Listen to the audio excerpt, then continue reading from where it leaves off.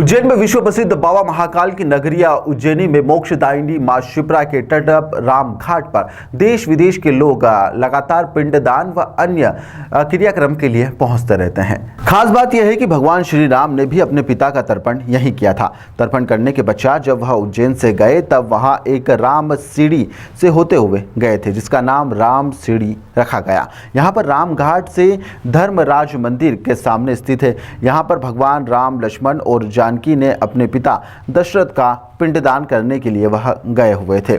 मध्य प्रदेश के उज्जैन में 14 साल के वनवास के दौरान भगवान राम और सीता ने शिप्रा तट के किनारे अपने पिता और पूर्वजों के श्राद्ध का तर्पण किया था, जिसके बाद शिप्रा नदी का यह घाट राम घाट के रूप से जाने जाना लगा। वहीं पर आज भी बड़ी संख्या में श्रद्धालु पूर्वजों की अपनी मोक्ष की प्राप्ति के लिए यहाँ पर तर्पण करने के लिए पहुँचते हैं।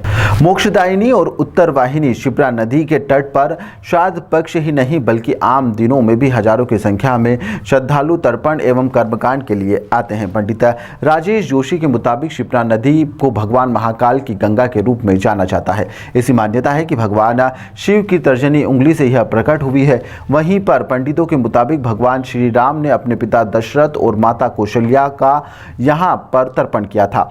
अमृत मंथन के दौरान शिप्रा नदी के राम घाट के समीप स्थित सुंदर कुंड में अमृत की बूंदें भी गिरी थी, इसलिए शिप्रा नदी का महत्व और भी अधिक बढ़ जाता है। वहीं पर भगवान श्री राम ने अपने पूर्वजों का तर्पण किया था, इसलिए शिप्रा का प्रमुख तट इसे माना जाता है।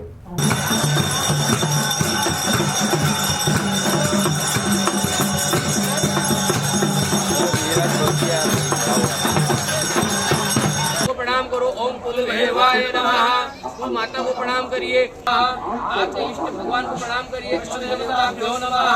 राम के देवता को प्रणाम करिए। बिल्कुल शास्त्र वर्णित है, पुराण वर्णित है। कई पुराण में इस चीज़ का उल्लेख करा गया कि श्री रामचंद्र जी वनवास के दौरान यहाँ राम घाट पे आए थे और उन्होंने अपने पिता दशरथ जी का पिंडदान उन्होंने यहाँ देकर अपने पिता दशरथ जी को मोक्ष की प्राप्ति प्रदान कराई थी। ऐसी मान्यता है कि शास्त्र में भगवान श्री रामचंद्र जी जब यहाँ आए थे तो उन्होंने अपने पिता दशरथ जी के पिंडदान के पश्चात यहाँ पर जो धर्मराज यमराज चित्रगुप्त जी का जो स्थान है, यहाँ पर पिंडदान देने के पश्चात साक्षी ली थी और साक्षी लेने के पश्चात इसी मंदिर के सामने की ओर जो सीढ़ियाँ बनी हैं, जिसको हम राम सीढ़ी के नाम से कहते हैं, इसी मार्ग से श्री रामचंद्र जी ने आगे की ओर प्रस्थान किया था। इस सीढ़ियों को राजा महाराजा ने मराठा कालीन में राम सीढ़ी के नाम से प्रचलित किया था, जो आज भी उसी नाम से यह सीढ़ी पहचानी जाती है। और जहाँ तक एक आभास करा जाए तो आज भी रामघाट पे धर्मराज जी के दर्शन करने के पश्चात जब सीढ़ी के मार्ग से जाया जाता है और अगर हम भगवान का सच्ची आत्मा से श्रद्धा से अगर स्मरण करते हैं तो आज भी हमारे हृदय के अंदर श्री रामचंद्र जी का आभास होता है कि कहाँ न कहाँ उनका स्वरूप, उनका रूप और उनका जो आत्मा का वास हमारे को इस सीढ़ी पर, इस मंदिर पर प्राप्त हो जाता है। नमस्ते, मेरा नाम अंशुल है। मैं हैदराबाद से आई हूँ।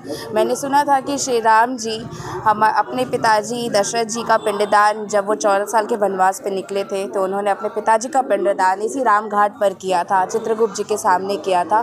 तब से ही ये राम घाट प्रवचित है और मैं भी अपने पिताजी और अपने पूरे जो हमारे जिनकी आत्मा शांत हो गई है हमारे घर पे, उन सब पितरों का पिंडदान यहाँ पे करने आए हैं। क्योंकि हमने ये सुना है कि जब राम जी ने अपने दशरथ जी का, जब भगवान श्री राम ने अपने दशरथ का पिंडदान यहाँ पे किया है उनकी शांति के लिए, तो हम भी अपने परिवार की शांति के लिए यहाँ पे आए हैं। सीढ़ियों के बारे में क्या सुना था? 14 साल के वनवास में जब वो यहाँ पर आए थे पिंडदान करने के बाद, वो इसी राम सीढ़ी के द्वारा यहाँ से गए थे, तो यहाँ के राजा ने इस सीढ़ी का नाम राम सीढ़ी रख दिया है और यहाँ आने के बाद बहुत ही शांति महसूस होती है। चित्रगुप्त जी का जो आँखों में चमक है, यहाँ के उज्जैन के हर एक व्यक्ति के मन में आपको वो चमक दिखाई देगी, उनकी आंखों में वो चमक दिखाई देगी।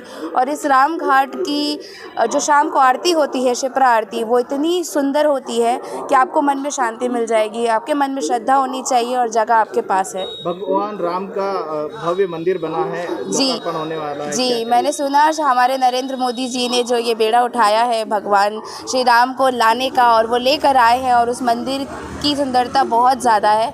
तो उनका मैं हार्दिक अभिनंदन और उनको बधाई देना चाहती हूँ कि उन्होंने हम सनातनियों को हम हिंदुओं को ये राम जी की पूजा करने का अवसर दिया है। 22 तारीख को जो उनका इनॉग्रेशन होने वाला है उसमें हमारे प्रधानमंत्री नरेंद्र मोदी जी वहाँ पर आएंगे और लाखों की तादाद पे भीड़ आएगी वहाँ पर हमारे राम जी को वेलकम करने के लिए, और मैं भी वहाँ पे ज़रूर जाऊँगी हमारे राम जी को देखने के लिए, और मैं बहुत खुश हूँ और हम सनातनियों के लिए गर्व की बात है। आपका